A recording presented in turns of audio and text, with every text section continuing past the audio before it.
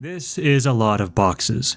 20-something kilograms in fact. But on top of containing an absolute massive load of miniatures and board game content, these boxes have a story to me.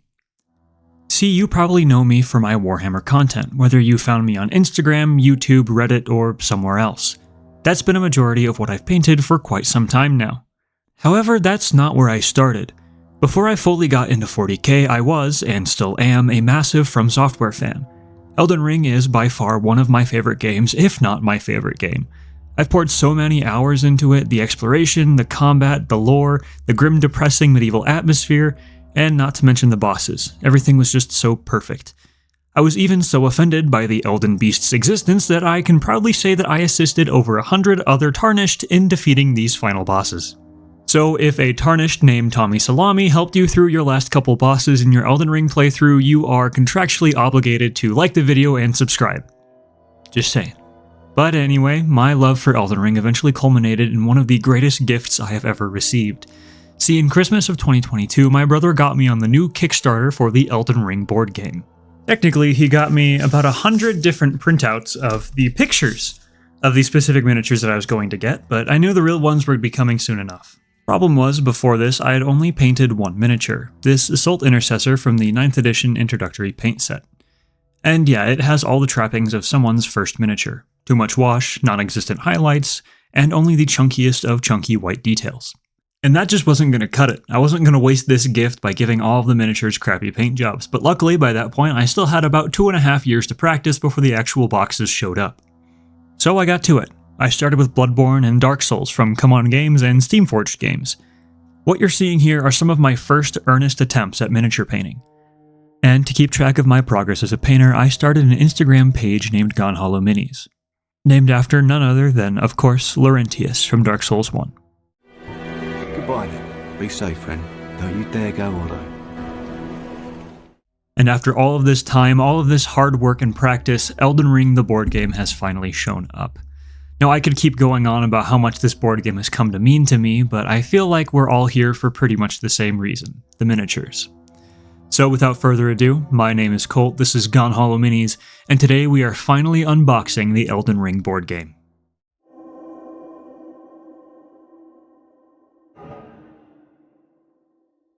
Okay, for those that don't know, this is quite literally the reason why Gone Hollow Minis exists. This is the entire full pledge to the Elden Ring board game by Steamforged Games, including all of the extra random stuff that they threw in. Oh boy. Jeez. This is just like in the bottom of the frame. Come on. It's packaged very well. Ugh.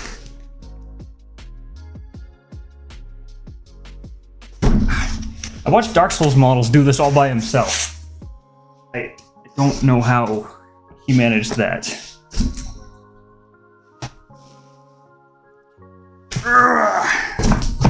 Okay. Behold the cube. Next, we have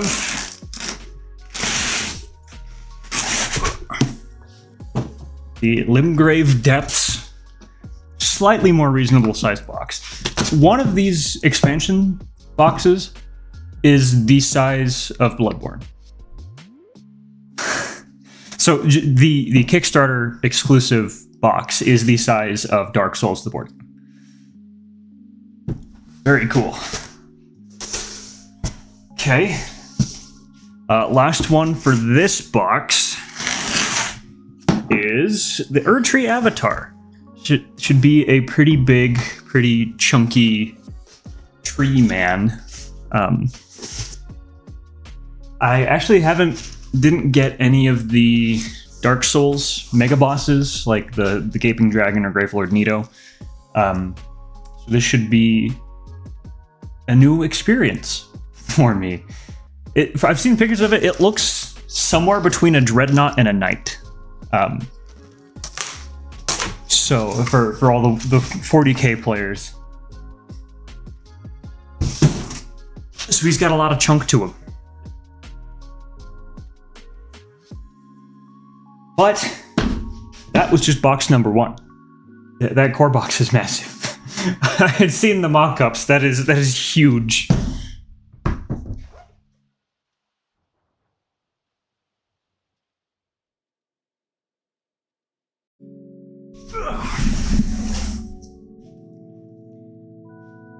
Okay, box number 2.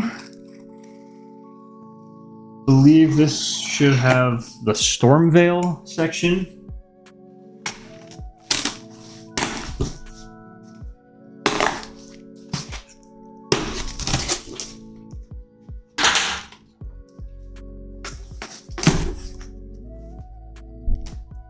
Ooh, it's got the Stormveil section and the extras. Now, first up, we got the fancy dual-layer player boards. Have the nice cutouts for all your tokens. I think will be extra handy because I hate bumping things and sending my entire board game across the room. Yeah, I am more excited for the glowing rats, personally, but do that one last.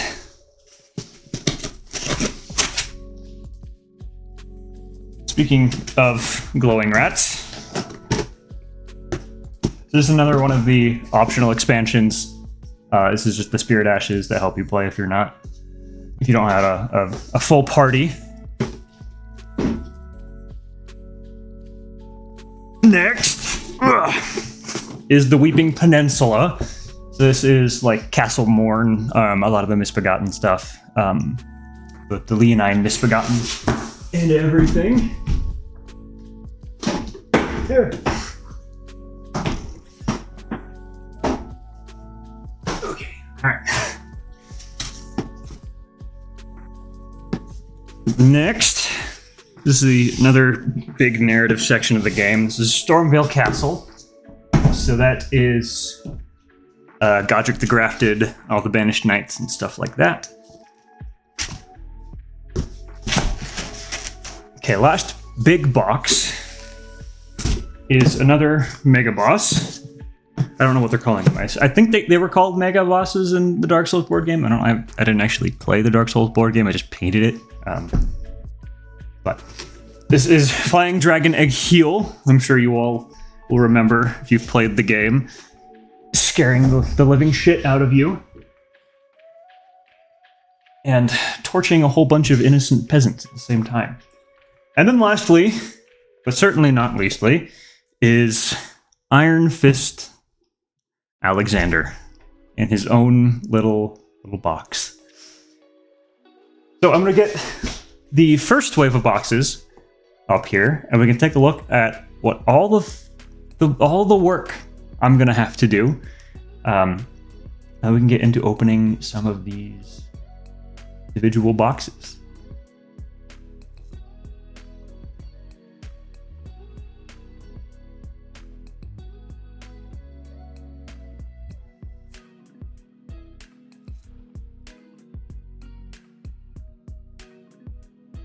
Okay, you probably can't see me very well, but I promise I'm still back here. Maybe you can... So this is a lot of plastic, also a lot of cardboard, but I think most of us are probably here for the plastic. So I think we'll go ahead and get into cracking these open. Now we are going to speed up just a little bit here just so that we're not here for quite so much time. We're going to start with the Weeping Peninsula. This is kind of the toned down starter set. The Realm of the Grafted King is the official starter set, and that has the much larger miniature count. It's got things like Margit that we'll get to here in a little bit, but this box is kind of the toned down way to start the game. It still has all of the same mechanics and everything as far as I understand it. Recording this a little bit later, I've already played quite a few scenarios through it, and it's a really fun game. So if you're looking for a way to just kind of start the game, but you don't want to commit to the full cube of Elden Ring, this might be your best solution. Now this book here is honestly one of the coolest aspects of this game. This is your encounter book. So all of the combat encounters that you go throughout the course of this campaign are all contained within here. Some of them are individual, like it's sized for one tarnished and a handful of enemies, but others for larger enemies, are comprised of 4 different encounter books that each have a different part of the battlefield. Now each player is supposed to have one of these, so in these larger encounters, everyone will flip to the right page and you'll kind of combine your books like a big puzzle. It's a neat system that I don't think I've seen in any other board game. And don't worry, we'll take a closer look at all of these miniatures here in a little bit, but this was just me kind of taking them out and taking a look at them as I went.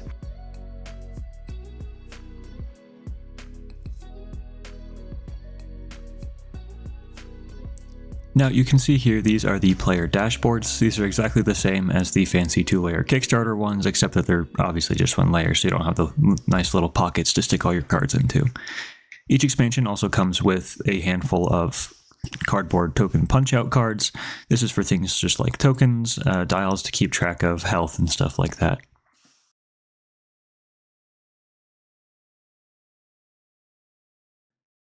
And like I said, we'll get into the minis in particular a little bit later, but I just wanted to point out that these do come in 2 different types of plastic. The brown plastic is for your player characters and a couple NPCs that do get miniatures. And the enemies, bosses, and things like that are all in this nice, more neutral gray plastic. So even if you don't paint these, you'll still be able to see who is who on the tabletop from just a quick glance. Now this is another feature that I really like about this board game, is that the map is made of these little smaller hex tiles. Compared to something like Dark Souls or Bloodborne, this gives a much greater sense of exploration and quite a bit of freedom as to where your miniatures actually go. And they are all able to fit back into this little slot here. All of these inserts are actually pretty well thought out as far as board games go, both for the miniatures, the cards, and the tiles. And speaking of cards, you do get a ton. You have 2 sizes of decks, the larger cards and the smaller cards. The smaller cards are mainly for like consumables and things like that you pick up along your adventure. The larger cards are your gear, as well as some of these story elements to help string you along on your adventure. Now this is the Realm of the Grafted King box. This is kind of your main big core box. I know we've already spent a little bit of time unboxing that first one, and really the layout is pretty much the same, and we'll get into the detail of the miniatures a little bit later anyway, so I won't spend too much time here. But there's one thing that I wanted to highlight, and that is, 1, how big this thing is. I had to change my entire setup just to get a half-decent shot of this thing. But really the 2 things that I wanted to focus on here are the scenario book and the rule book. The scenario book has all of the narrative elements. It might not be like a full Dungeons & Dragons campaign, but you are following a story that loosely follows the kind of suggested direction of playing Elden Ring, which is kind of nice. Additionally, each of the different campaign expansions contain their own specialized rulebook that uses examples from the individual set that you're playing, which is nice because it helps highlight specific mechanics and stuff that takes place in the actual box that you're playing. Now, like I said, each of these boxes is pretty much laid out the same, so we're going to go ahead and skip ahead a little bit here, because the thing that I imagine that most of you are here for is, of course, the miniatures, and trust me, there are a ton.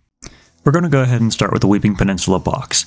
Like I said, this is kind of the easy start box, but can be played standalone or as part of a campaign. The playable characters you get are the Prophet, Astrologer, Bandit, and Hero, and these can be used in any other expansion as well. You get 4 Rotten Strays, 6 Misbegotten, 3 Winged Misbegotten, 2 Scaly Misbegotten, and 1 Leonine Misbegotten boss. These miniatures really surprised me. The detailing is very nice and crisp. Even the details on the feathers of the Winged Misbegotten are really nice, really crisp, and should take dry brushing really well. There are a few mold lines and a couple seam lines that might take a little bit of cleanup, but by and large I'm really happy with how these miniatures came out, and I can't wait to paint them. Now we'll go ahead and move on to the Realm of the Grafted King. This is kind of your core box and contains most of the Limgrave area. And I just want to reiterate how big this box is. I mean, look at it compared to Dark Souls and Bloodborne. The characters that you get in this box are the Prophet, Vagabond, Samurai, and Astrologer. For enemies, you get 6 Godric soldiers, 2 Godric knights, 1 giant rat, 6 rats that are smaller but still pretty big, 6 giant bats, 6 wolves, 6 demi-humans, 6 fanged imps, 3 Caden sellswords, 1 Erdtree burial watchdog, 2 demi-human chiefs, 1 tree sentinel, 1 beast minifera Missoula, 2 trolls / stone digger trolls, I believe they're treated the same in the game, and 1 Margit the Fell Omen. If you're looking for a box that has the most miniature variety to paint, this box is obviously it. It has a really good variety of human-like enemies, monsters, bosses, and even some wildlife thrown in there too. In particular, I really think that the Tree Sentinel is one of my favorite bosses in this entire game. The detail on him is crisp, it is everywhere, and the filigree is going to take me absolute ages to paint, and if that doesn't make it a good mini, I don't know what does. Additionally, you also have the benefit of getting Margit the Fell Omen in this box, who is an absolutely classic Elden Ring character and boss, and who I'm sure has ended many a Elden Ring starter run. But now we'll move on to Stormveil Castle. This is the most advanced section of the game and includes a lot more tougher enemies.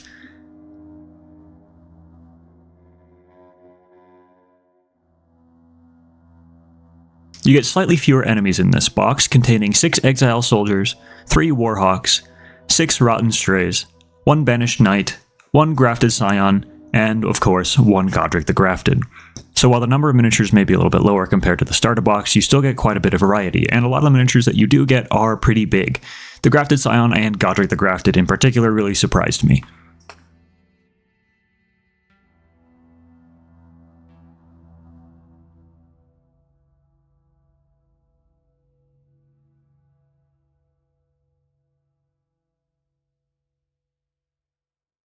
So that does it for the main narrative campaign expansions, but now we can move on to the big mega bosses. The first is the Erdtree Avatar. In this box you get 6 Erdtree Guardians, and of course the Erdtree Avatar himself.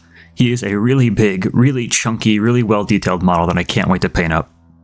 And perhaps the most impressive single miniature of this entire collection is Flying Dragon Agheel. This thing is massive, and the details are immaculate. Even down to the eyelids and individual teeth, this is a very impressive miniature, and proves single-handedly that board game miniatures can be just as detailed as wargaming ones. And comparing it to some 40k models, you can see just how big this thing is, but to compare it another way, I put it on a scale and it turns out it is a clean almost 600 grams of plastic. But now onto some of the Kickstarter and Steamforged Games exclusives. This is the Limgrave Depths box, which is kind of the Kickstarter exclusives box. The characters you get are the Wretch and Warrior, and they can be played in any other expansion. Additionally, you get 6 skeletons, 3 bears, 2 rune bears, 1 demi-human queen, 1 mad pumpkinhead, and of course, 1 Blythe the Half-Wolf himself, the best NPC in the entire game. Don't bother adding me. I believe some of this content can be added to campaign, but I haven't quite gotten there yet, so I'm not sure how exactly that works. I also do believe that Blythe can function as a spirit summon in the game, so it might be worth finding his quest. Now onto the Spirit Ashes box, and it's worth noting that these are just enhancement miniatures. Each individual campaign includes tokens for these Spirit Ashes, so this isn't hiding any gameplay here. But in this box you get miniatures for 3 wolves, 3 rats, 1 rotten stray, 1 Godric soldier, 2 fanged imps, 1 Caden sellsword, 1 winged misbegotten, 1 warhawk, and 1 demi-human.